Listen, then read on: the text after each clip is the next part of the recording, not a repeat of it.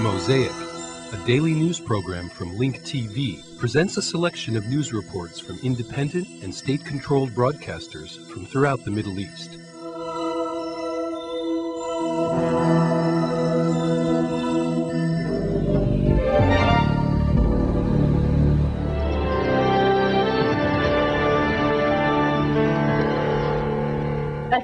Peace be upon you. 3 explosions were heard at the U.S. Forces General Headquarters in Mosul in northern Iraq. Eyewitnesses reported that 3 mortar shells hit the headquarters. Meanwhile, an American convoy was attacked west of Baghdad. Many residents from the village of Muhammadiyah near the city of Heed, west of Baghdad, took the contents of a transport vehicle that was part of the American convoy and set it on fire. The Executive Committee of the Fatah movement ended its meeting today without reaching a settlement between Palestinian President Yasser Arafat and Prime Minister Ahmed Correa over who will head the Ministry of Interior and what reforms to take. Arafat opposes the appointment of Nasser Youssef as Interior Minister. However, Correa wants him to be appointed to this position. To resolve the Minister of Interior problem, Ahmed Correa said that the Legislative Council will give a vote of confidence on the new Palestinian minister next week. A Palestinian official said that the Executive Committee of the Fatah movement will meet again this evening or on Thursday.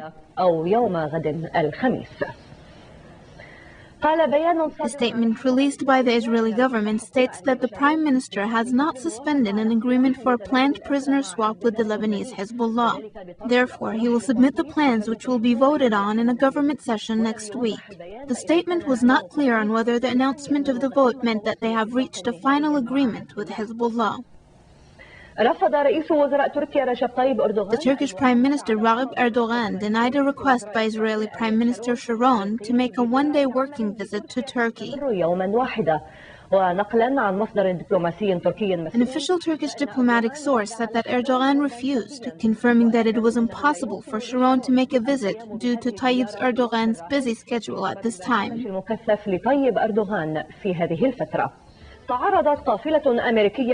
U.S. convoy was attacked west of Baghdad. A number of villagers from Muhammadiyah near the town of Heat, west of the Iraqi capital, looted the contents of one of the convoy's trucks before setting it on fire.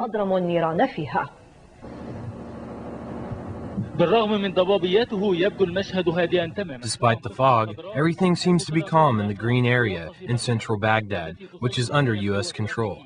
It also holds a U.S. post and a compound for the coalition's interim administration under the leadership of Paul Bremer. The night before, however, an attack with mortars and missiles resulted in many casualties among the ranks of the U.S. occupation forces. These attacks created an atmosphere of chaos and lack of security, thus leading a number of organizations and embassies to pull out their employees from Baghdad. Most recent being the Spanish embassy, pulling out 25 of their 29 employees. Hence, Spain is the 3rd country from the coalition to reduce its diplomatic team. The United Nations, the International Committee of the Red Cross, and other international organizations are also withdrawing their employees. I don't believe that the Americans will be leaving Iraq anytime soon. It seems like they will be staying longer. Amid the chaos, a number of villagers from Muhammadiyah, approximately 200 kilometers west of Baghdad, lost a U.S. truck after it was attacked by unknown men. Then they set the truck on fire at the entrance of the village.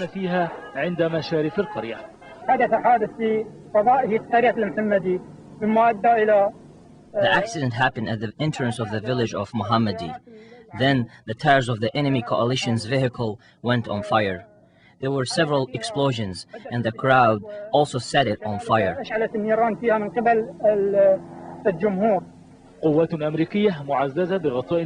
The U.S. forces under air cover arrived to the site minutes after the assailants fled the area, known as the Sunni Triangle, where support for the Ba'ath Party is strong, and most of the attacks on the U.S. forces occurred.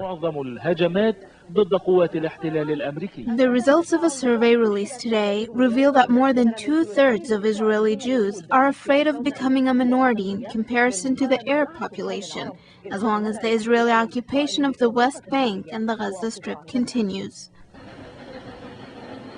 The survey conducted by the Peace Studies Center of the University of Tel Aviv surveyed 500 people with an error margin of 4.5%.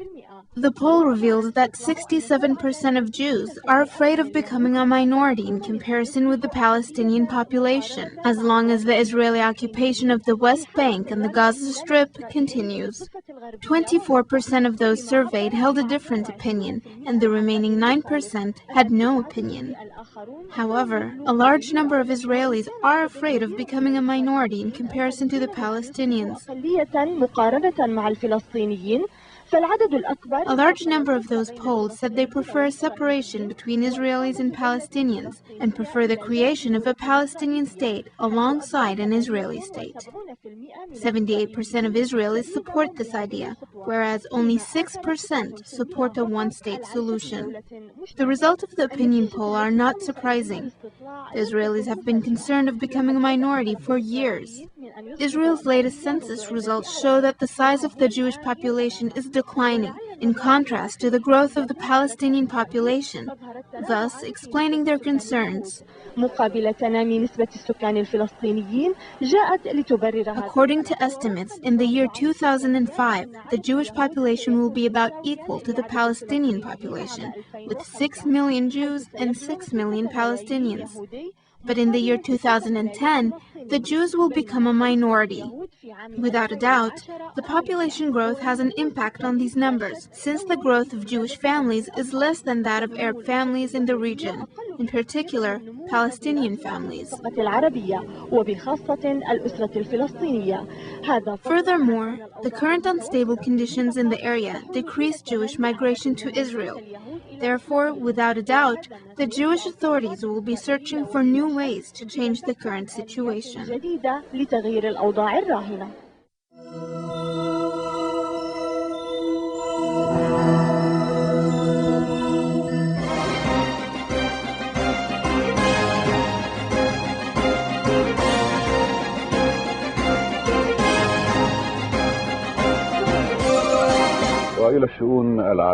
In the French capital of Paris, the head of the Labour Party, Shimon Peres, held talks with the French President Jacques Chirac in the Élysée Palace. Peres said that the roadmap is the best method to bring peace to the Middle East because it is approved by the Israelis and the Palestinians, not other peace initiatives signed by unofficial individuals. The French President Jacques Chirac said that it is hard to be optimistic while the situation on the ground is deteriorating.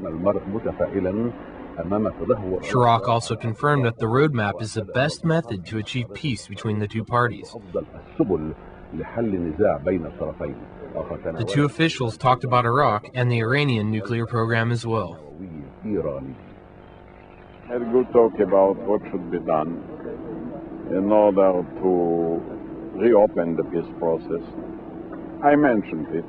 I said that every plan must have two considerations. One is with our other party, the Palestinians, and the other is with our own people. Because if you give everything to the Palestinians, you will lose the majority at your home. And since we have a plan which is accepted by the Palestinians, by the Israelis, and by the rest of the world, the roadmap, I wouldn't change it for something that may become controversial.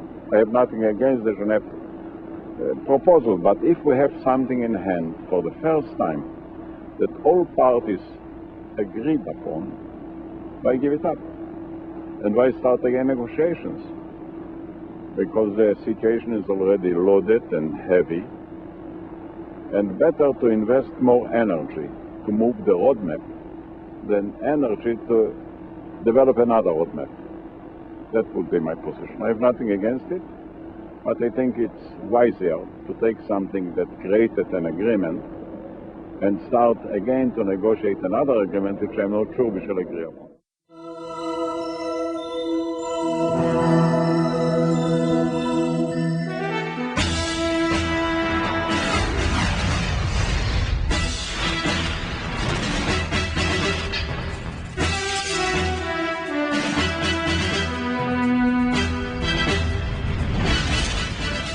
Muslims around the globe gather at the sunset time to break their fast. Many Palestinians, rendered homeless by Israel's destruction policy, spend a difficult time.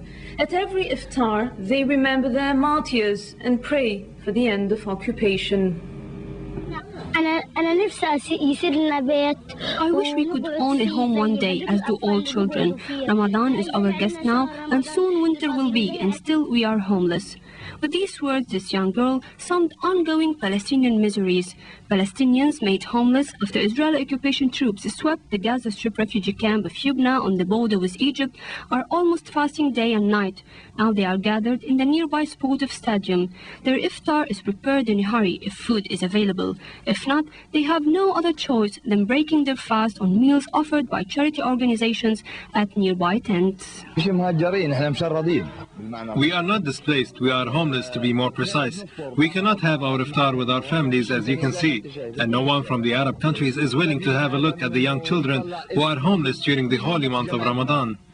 For the fourth time since the outbreak of the Intifada, the holy month of Ramadan comes. As families gather at iftar time, the joy of breaking their fast turns to sadness when they remember a martyred brother, father, son or husband who used to be among them and is not anymore. The situation is moving towards more and more escalation. We can feel his absence at iftar time and before dawn.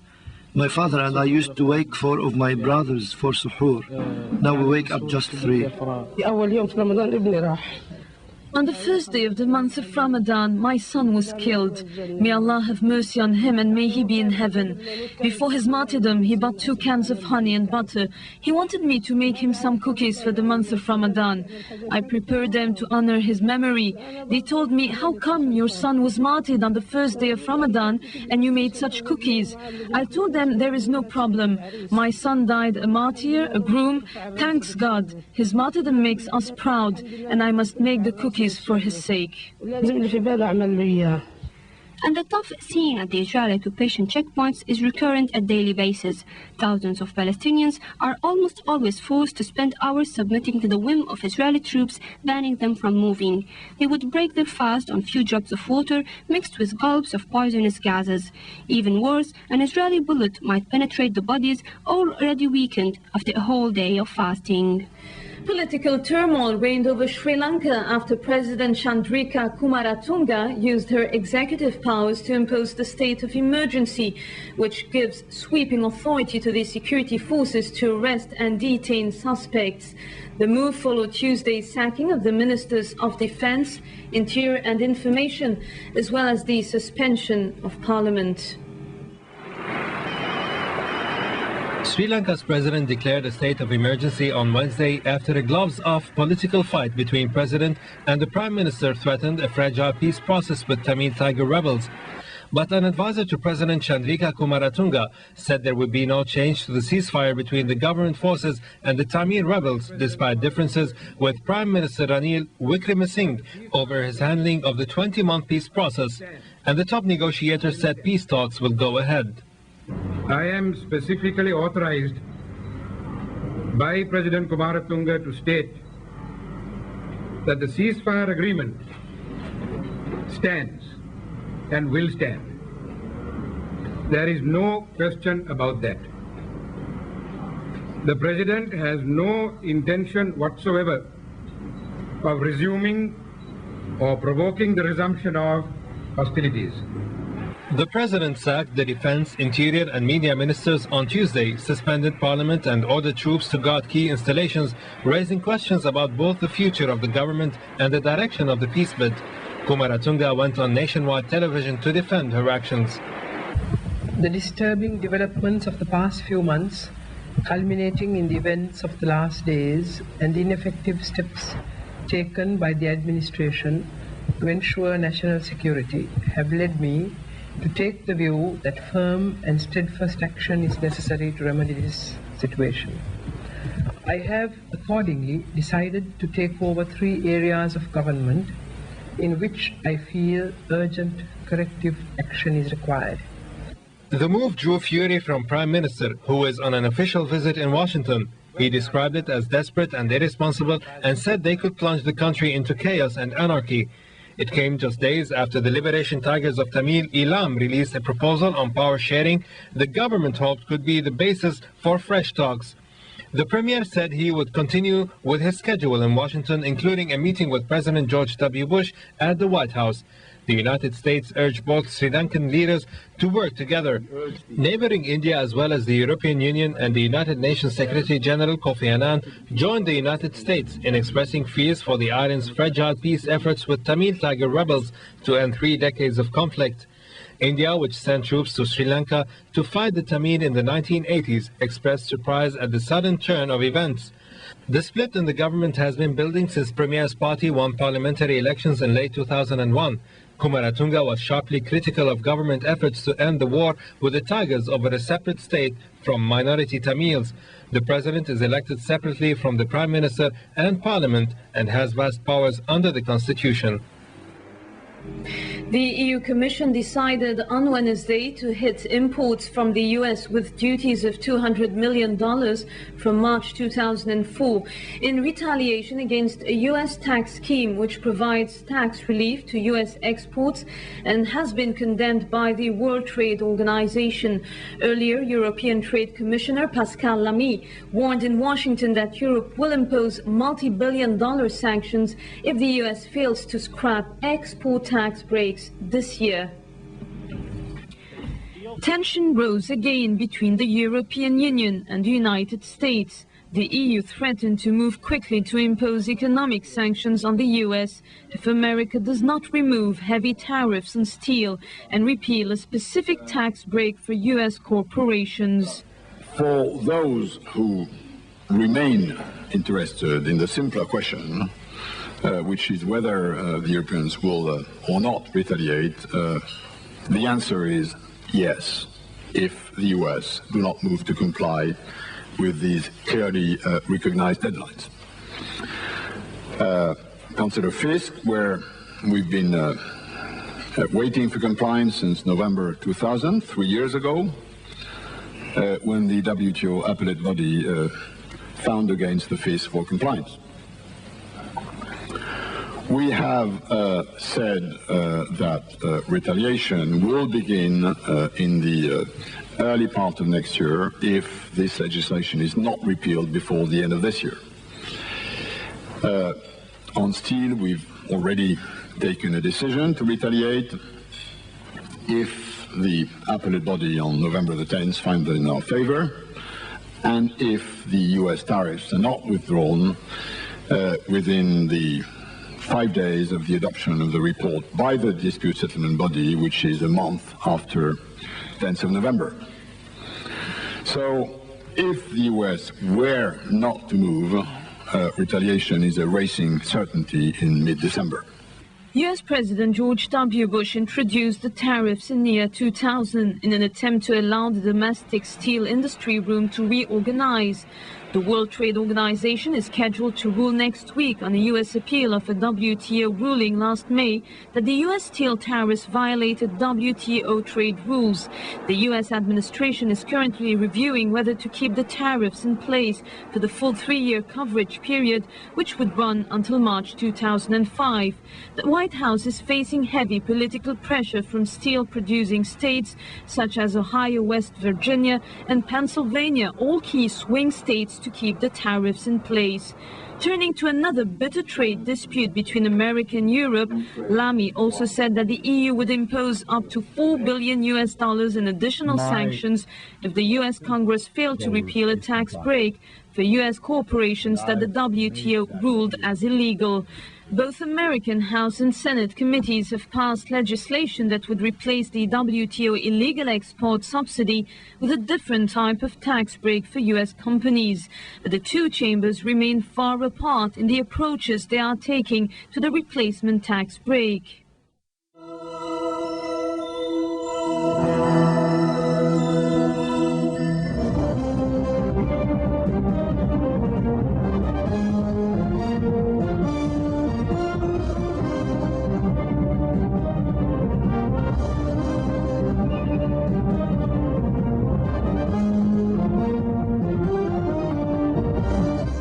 Iraqi resistance men escalated today their attacks against US troops, killing 2 and wounding several others as strong explosions were heard in Baghdad this evening.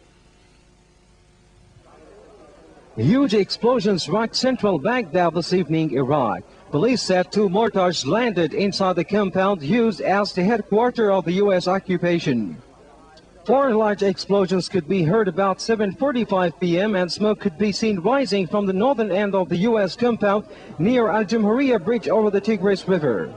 In a statement late today, the Coalition Provisional Authority said 2 projectiles were launched in central Baghdad and that there is no damage and no casualties at the U.S. headquarters.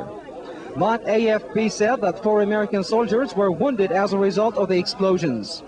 Earlier, the roadside bombing killed 1 soldier and wounded 2 others, all from the 1st Armored Division, the U.S. command said. Another soldier was killed and 1 other wounded when their vehicle struck a landmine in Tikrit. In the northern city of Mosul, resistance men using small arms-fire and rocket-propelled grenades attacked a hotel housing American troops but caused no casualties, the military said. 3 of the grenades hit the building and 2 others landed in the compound. Elsewhere, witnesses said resistance men ambushed a U.S. patrol Tuesday with rocket-propelled grenades in the city of Al-Khalidiyah, located west of Baghdad. A police station in the northern city of Mosul was struck overnight by a rocket-propelled grenade. U.S. troops raided a village of Karasiya near Tikrit late, seizing several people, rocket-propelled grenades, and launchers. Meanwhile, Iraq's interim authority called Tuesday on the United States to provide a greater role for Iraqis in the defense of their country, saying they were better able than Americans to combat the resistance. The statement signed by the current Council President Jalal Talibani urged American officials to transfer more power to the U.S. appointed body, especially in security affairs. In another development, Spain said it was withdrawing much of its diplomatic staff from Iraq for security reasons, the 3rd coalition country to do so in recent weeks.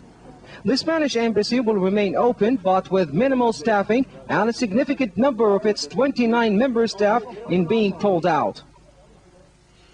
The escalation of attacks against the troops have U.S. pushed the American public opinion to direct stiff criticism towards the U.S. administration and raise new questions about the real objectives of the war against Iraq and the U.S. strategy there. The dramatic increase in American fire deaths this month, especially after last Sunday's downing of a CH-47 Chinook helicopter, which was carrying dozens of American soldiers on leave, pushed the American public to severely criticize the U.S. administration and its tragedy in Iraq. Questions were raised anew about the real reasons that pushed the U.S. administration to launch its war against Iraq. Democratic presidential hopefuls pressed the administration to justify the mounting American death toll and to explain its strategy for getting out of Iraq. Former NATO commander Wesley Clark told the Associated Press that they were misled into this conflict without a real strategy for success. 2 other candidates, Republican Dick Gifford and Senator John Edwards, said the United States needs more international help to make Iraq safe. A nationwide poll released Tuesday said that an estimated 44% of the electorate planned to vote against President George W. Bush next year, while 38% would support his re-election. The survey by Marist College Institute for Public Opinion put the president's approval rating at 53%. Many of the voters opposed Bush's war against Iraq and his handling of post-war Iraq and the economy.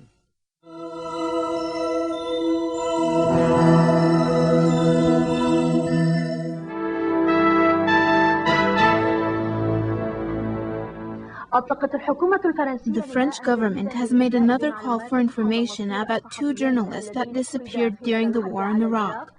They are the French photographer Fred Narak and the Lebanese translator Hussein Osman. The French Foreign Ministry asked possible witnesses to provide information that would help them know their fate. They were last seen near Al-Basra on March 22nd. The family of the French photographer promised to keep the names of the witnesses who came forward confidential, and the family of the Lebanese translator pleaded with witnesses to notify authorities with information about their son.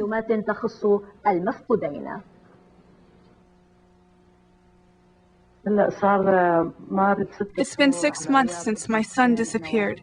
My son's name is Hussein Husni Osman. I plead with anyone who knows anything about Hussein to let us know. We'll be very thankful to him. As you know, I'm a mother.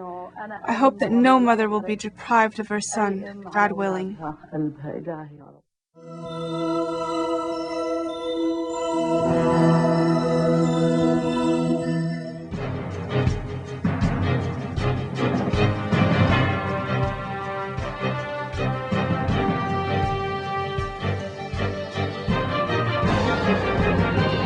The Pakistani Muhammad Saghir, who was released from Guantanamo prison, is demanding that the U.S. government pay $10.4 million in compensation.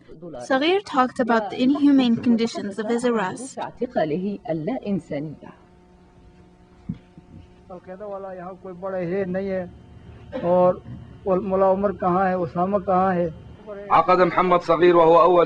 Muhammad Saghir, the first prisoner to be released from the Guantanamo prison, held a press conference asking the United States government to take responsibility to compensate him for the time that he was imprisoned. He is demanding $10.4 million in compensation for the bad treatment he was subjected to, the loss of his job, and the emotional and financial suffering of his family. He submitted his claims to the United States federal government, but he has not received any answer yet. Different lawyers and humanitarian organizations are trying to support him and adopt his case. Muhammad Saghir is a Pakistani citizen who went to Afghanistan with a religious group called the Tabligh. The organization is not involved in politics. It only asks people to believe in God. He was arrested in November 11, 2001 and released in November 2002 after he was acquitted. Saghir, who was detained in Qudus, Mazar-e-Sharif and Sarbijan, said that he was placed in closed containers and witnessed with his own eyes 50 people die of lack of oxygen, water and food. Then he was transferred to Guantanamo prison, where he was treated in a way that no human being could tolerate.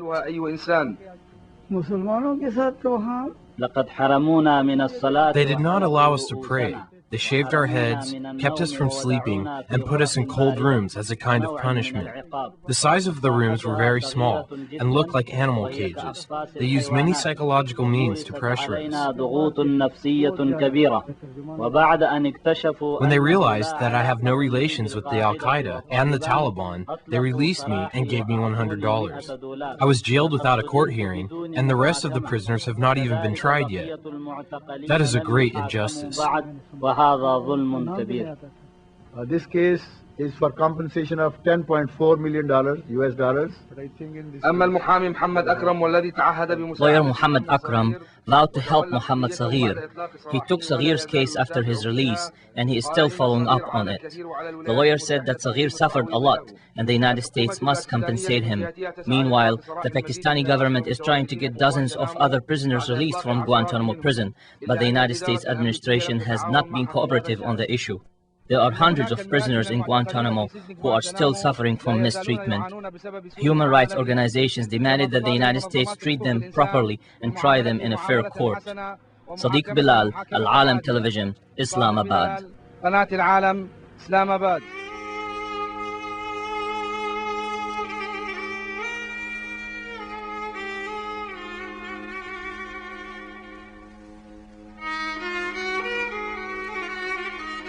Mosaic is made possible by a grant from the John S. and James L. Knight Foundation, which promotes journalism excellence worldwide and invests in the vitality of 26 U.S. communities, and the William and Flora Hewlett Foundation.